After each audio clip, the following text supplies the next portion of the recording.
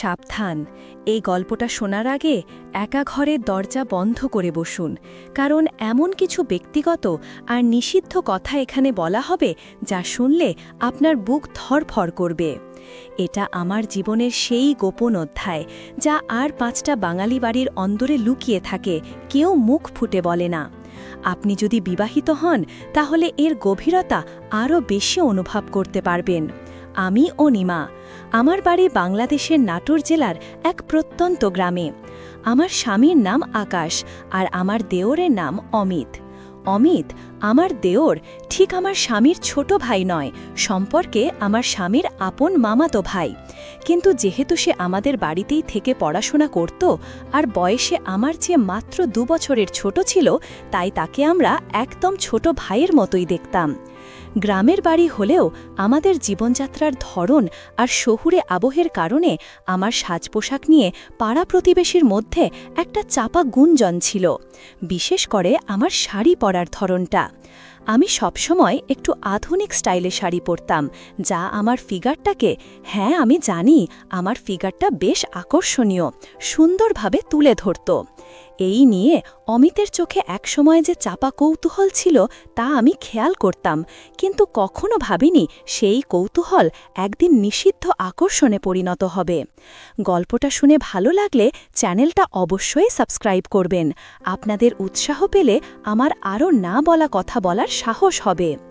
শুরুর ঘটনাটা যখন ঘটল তখন আকাশ অফিসের কাজে প্রায় 1 সপ্তাহের জন্য ঢাকার বাইরে। বাড়িতে ছিলাম শুধু আমি আর অমিত। সন্ধ্যাবেলা, তখন প্রায় 7টা। আমি রান্নাঘরে রাতের খাবারের প্রস্তুতি নিচ্ছিলাম। আমার শরীরটা হালকা লাগছিল, তাই আমি একটা সুতির শাড়ি পরেছিলাম, আঁচলটা শুধু কাঁধের ওপর ফেলা। হঠাৎ অমিত এসে দাঁড়ালো দরজার চৌকাঠ ধরে। তার হাতে একটা কফির মগ আর চোখে একটা অদ্ভুত অস্থিরতা। ভাবি, কফিটা ধরো, মাথাটা ধরছে খুব, সে বলল। আমি হেসে বললাম, আরে বাবা, তুমি নিজেই তো দিলে, এবার আমাকে ধরতে বলছো কেন? হাত বাড়িয়ে ধরো, এক্ষুনি তো তেল চিটকে যাবে। সে হাসল না, তার দৃষ্টি স্থির আমার দিকে। মনে হলো সে যেন আমার শাড়ি দিয়ে ঢাকা শরীরের ভাঁজগুলো দেখছে। এই ধরনের দৃষ্টি নতুন ছিল না, কিন্তু আজ যেন তার চোখের ভাষা পাল্টে গেছে। সে কফি মগটা প্রায় আমার হাতে গুজে দিল। ঠিক সেই মুহূর্তে তার আঙুল আমার হাতের তালু স্পর্শ করল। স্পর্শটা খুবই সামান্য ছিল, কিন্তু আমার সারা শরীরে একটা বিদ্যুতের মতো শিহরণ ছেলে গেল। আমি চমকে মগটা প্রায় ফেলে দিচ্ছিলাম। আহ, কি হলো অমিত, এভাবে ধরলে তো? আমি নিজেকে সামলে নিলাম। সে যেন নিজের ভুল বুঝতে পারল, দ্রুত হাত সরিয়ে নিল। সরি ভাবি, আমি বুঝতে পারিনি, আসলে তোমাকে দেখে মনে হচ্ছে খুব ক্লান্ত, তাই কফিটা নিয়ে এলাম। ক্লান্ত নই, তবে গরমটা আজ একটু বেশি, আমি অন্যদিকে মুখ ঘুরিয়ে বললাম। তারপরও একটা অস্থিরতা আমাদের মাঝে ভর করল। আমি আর কথা বাড়ালাম না, কফিটা নিয়ে রান্নায় মন দিলাম। কিন্তু সেদিন রাতে ঘুমোতে যাওয়ার পর আমার মন বারবার সেই স্পর্শ আর অমিতের অদ্ভুত দৃষ্টির কথা ভাবছিল। এই আবেগটা নিষিদ্ধ, এটা আমার জানা ছিল, কিন্তু কেন জানি না ভেতরে ভেতরে একটা অজানা উত্তেজনা অনুভব করছিলাম। এর পরের দিনগুলোতে আমাদের দুজনের মধ্যে একটা নতুন ধরনের নীরব খেলা শুরু হলো। অমিত যখনই কাছাকাছি আসত একটা চাপা উত্তেজনা সৃষ্টি হতো। সে এমনভাবে কথা বলতো বা আচরণ করত যাতে মনে হতো সে বারবার আমার ব্যক্তিগত পরিসর ভেঙে ঢুকতে চাইছে। একদিন সে আমার ল্যাপটপে তার পরীক্ষার একটা ফাইল দেখতে এলো। আমি তখন খাটে আধশোয়া হয়ে একটা ম্যাগাজিন পড়ছিলাম, পাশেই ল্যাপটপটা রাখা। আমার পরনে ছিল একটা সালোয়ার কামিজ, যেটা একটু পুরনো হয়ে যাওয়ায় শরীরের সাথে বেশ লেপ্টে ছিল। অমিত যখন ল্যাপটপটা দেখছিল, সে হঠাৎ আমার দিকে ঝুঁকে পড়ল, এত কাছে যে আমি তার নিঃশ্বাসের শব্দ স্পষ্ট শুনতে পাচ্ছিলাম। তার চুল আমার কানের কাছে এসে পড়ল। ভাবি, এই ফোল্ডারটায় পাসওয়ার্ড দেওয়া কেন? সে ফিসফিস করে বলল। আমি যেন পাথরের মতো জমে গেলাম, আমার সারা শরীর ঝাঁকুনি দিয়ে উঠল। তার পুরুষালী ঘ্রাণ, তার শরীরের উষ্ণতা, সব মিলিয়ে এক তীব্র অনুভূতি আমাকে গ্রাস করল। আমি কোনো মতে বললাম, ওটা আকাশের অফিসের ফাইল, তুমি দেখতে পারবে না। সে পাসওয়ার্ডের কথা না শুনে আরও কাছে এলো, তার ঠোঁট প্রায় আমার কানের লতিতে। তুমি এত সুন্দর কেন ভাবি? শাড়ি পরলে তোমাকে আরও বেশি। সে কথা শেষ করল না, কিন্তু তার চোখের চাহনি, তার কণ্ঠস্বরের কম্পন সবকিছু একটা অন্য ইঙ্গিত দিচ্ছিল। আমি নিজেকে দ্রুত সরিয়ে নিলাম, আমার হৃদস্পন্দন তখন চরম পর্যায়ে। অমিত, কি বলছো এসব? তুমি ভুলে যাচ্ছ তুমি আমার দেবর আর তোমার ভাই। আমার গলার স্বর কাঁপছিল। সে যেন আমার প্রতিরোধে আরও বেশি উৎসাহিত হলো। জানি ভাবি, কিন্তু কেন জানি না, তোমাকে দেখলে আমি নিজেকে নিয়ন্ত্রণ করতে পারি না।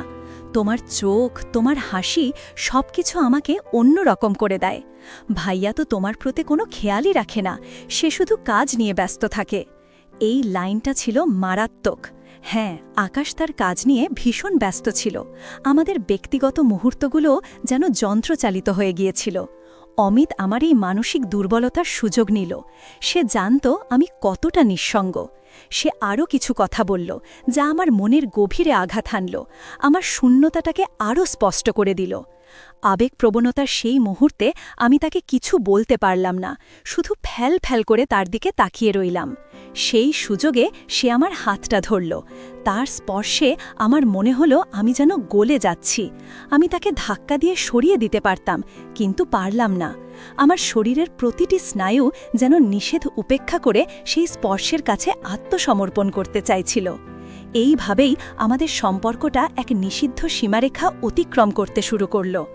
আমরা দুজনেই জানতাম এটা ভুল, এটা পাপ, কিন্তু এই গোপনীয়তা, এই উত্তেজনা সবকিছু মিলে এক তীব্র নেশার মতো কাজ করত। আমাদের দেখা হতো খুব সাবধানে, যখন বাড়ির অন্যরা ঘুমিয়ে যেত বা কাজের জন্য বাইরে যেত, বিশেষ করে রাতের বেলা যখন আকাশ বাইরে থাকত। একদিন গভীর রাতে আমি বারান্দায় দাঁড়িয়েছিলাম, রাতের হিমেল হাওয়া অনুভব করছিলাম। আমি তখন একটা হালকা নাইট ড্রেস পরেছিলাম। হঠাৎ পিছন থেকে অমিত এসে আমার কাঁধে হাত রাখল। আমি চমকে উঠলাম, কিন্তু মুখে কিছু বললাম না। ঘুম আসছে না ভাবি? সে খুব নিচু স্বরে জিজ্ঞাসা করল। না, কেমন যেন একটা অস্থিরতা কাজ করছে। আমি স্বীকার করলাম। সে তার মাথাটা আমার কাঁধের ওপর রাখল। আমারও তোমাকে ছাড়া যেন কিছুই ভালো লাগে না আজকাল। আমি জানি এটা ভুল, কিন্তু তোমার কাছে এলেই আমার মন শান্ত হয়। তার এই সরল কিন্তু আবেগপ্রবণ কথাগুলো আমাকে ভেতরে ভেতরে নাড়িয়ে দিল। তার স্পর্শে আমার শরীরে এক উত্তাল স্রোত বইছিল। আমি ধীরে ধীরে তার দিকে ঘুরলাম। পূর্ণিমার হালকা আলোয় তার মুখটা দেখা যাচ্ছিল। তার চোখে ছিল এক গভীর আবেগ যা আমাকে চুম্বকের মতো টানছিল। আমি জানি এই সময়টা ছিল আমাদের সম্পর্কের সবচেয়ে দুর্বল মুহূর্ত। আমি তাকে আটকাতে পারতাম, কিন্তু পারিনি। আবেগের বাঁধ ভেঙে গেল। সে ধীরে ধীরে আমার আরও কাছে এলো, ফিসফিস করে বলল, আমাকে ভালোবাসো না ভাবি? আমি কোনো উত্তর দিতে পারলাম না, কেবল তার চোখে চোখ রাখলাম। আমার নীরবতাই যেন তার কাছে অনুমতি ছিল। সে আমার কপালে আলতো করে চুমু খেল, তারপর আমার চোখে, আর অবশেষে আমি তার এই অপ্রত্যাশিত সাহসিকতায় কিছুটা ভয় পেলাম, কিন্তু ততক্ষণে অনেক দেরি হয়ে গেছে। সেই রাতে নিষিদ্ধ আকর্ষণের সেই গোপন অভিসারে আমরা দুজনেই আমাদের আবেগের কাছে হার মানলাম। সেই রাতটা ছিল একদিকে যেমন অনুশোচনার, তেমনি অন্যদিকে তীব্র মানসিক আনন্দের। আমি একজন বিবাহিত নারী, আর সে আমার দেবর। এই চিন্তাটা আমার ঘুম কেড়ে নিল। পরদিন সকালে নিজেকে অপরাধী মনে হতে লাগল। এরপর থেকে অমিত যেন আরও বেশি সাহস পেয়ে গেল। সে বুঝতে পারল আমি এখন তার মানসিক দুর্বলতার সুযোগের ফাঁদে আটকে গেছি। তার প্রয়োজনগুলো যেন আরও বাড়তে থাকল। সে প্রায়শই আমাকে ইমোশনাল ব্ল্যাকমেল করা শুরু করল। ভাবি, তুমি যদি আমাকে ভালোবাসো তাহলে আজ বিকেলে আমাদের গ্রামের বাড়ির দিকে যেতে হবে। ওখানে কেউ থাকবে না। প্লিজ আমার জন্য এতটুকু করতে পারবে না? যদি না করো তবে আমি ধরে নেব তোমার কাছে আমার কোনো গুরুত্ব নেই। আমি কষ্ট পাব, আর সেটা দেখেও যদি তুমি না আসো তবে আমি হয়তো আর বাড়ি ফিরব না। সে আমাকে ফোনে মেসেজ করত। তার এই ধরনের কথাগুলো শুনে আমার রাগ হতো, ভয়ও লাগত, কিন্তু তার চলে যাওয়ার হুমকিটা আমাকে সবচেয়ে বেশি বিচলিত করত। আমি জানতাম এই সম্পর্কটা প্রকাশ পেলে কি হতে পারে। আমার সংসার ভেঙে যাবে, সমাজের চোখে আমি খারাপ হয়ে যাব। আর এই ভয়ের সুযোগটাই অমিত নিত। সে আমার দুর্বলতাটাকে নিখুঁতভাবে ব্যবহার করত। একদিন আকাশ বাড়ি ফিরে আসার পর আমি একটু স্বস্তি পেলাম। ভাবলাম এবার হয়তো অমিত নিজেকে সংযত করবে, কিন্তু ভুল ছিলাম। রাতের বেলা যখন আকাশ ঘুমিয়ে পড়েছিল তখন অমিত আমাকে ফোন করল।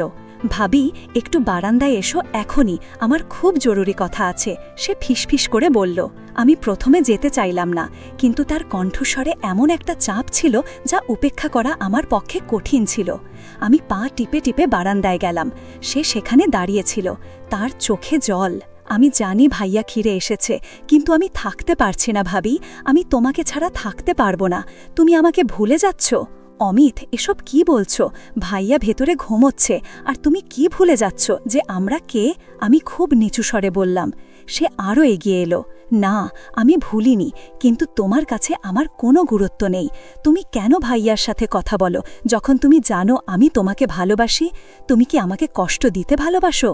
এই ইমোশনাল ব্ল্যাকমেইলটা আমার মনে ভীষণ প্রভাব ফেলল। তার এই ধরনের কথাগুলো আমাকে অপরাধী বোধ করাতে লাগল। আমি যেন তার প্রতি অন্যায় করছি। সে আবার আমার হাতটা ধরল। তার স্পর্শে সেই পুরনো উত্তেজনা ফিরে এলো। আমি নিজেকে বোঝাতে পারছিলাম না যে আমি কি করছি। আমি তাকে সরিয়ে দিতে পারতাম, কিন্তু আমার মন যেন বাধা দিচ্ছিল। আমি তাকে সান্ত্বনা দেওয়ার জন্য হাতটা ধরলাম। শোনো, আমি জানি তুমি আমাকে ভালোবাসো, কিন্তু এটা সম্ভব নয়। আমাদের দুজনেরই পরিণতি খারাপ হবে, আমি বোঝাতে চাইলাম। যদি সম্ভব না হয় তবে তুমি কেন আমাকে প্রথম দিনেই ফিরিয়ে দিলে না? কেন আমাকে কাছে আসতে দিলে?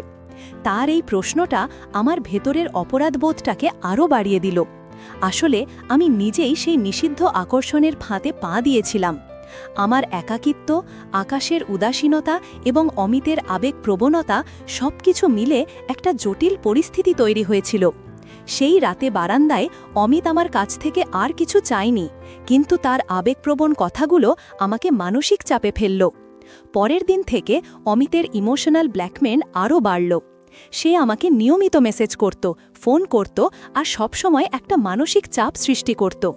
সে যেন আমার ওপর একটা আধিপত্য বিস্তার করতে চাইছিল।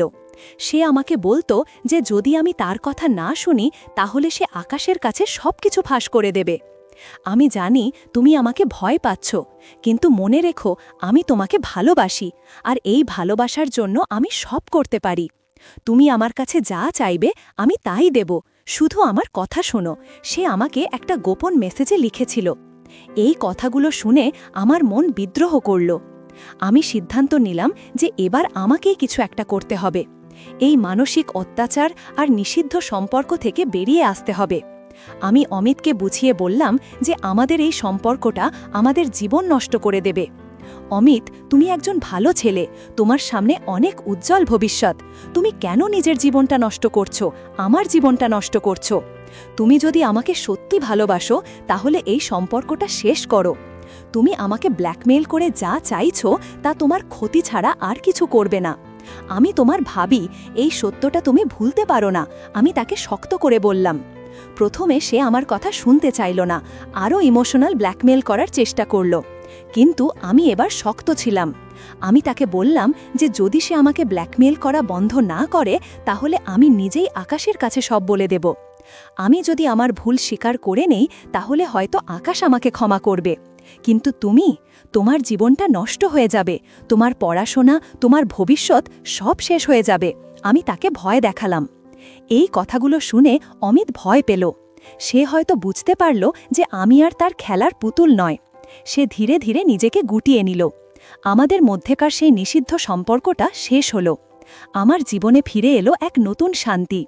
আমি বুঝতে পারলাম আবেগ নিয়ন্ত্রণ করতে না পারলে জীবন কতটা কঠিন হতে পারে।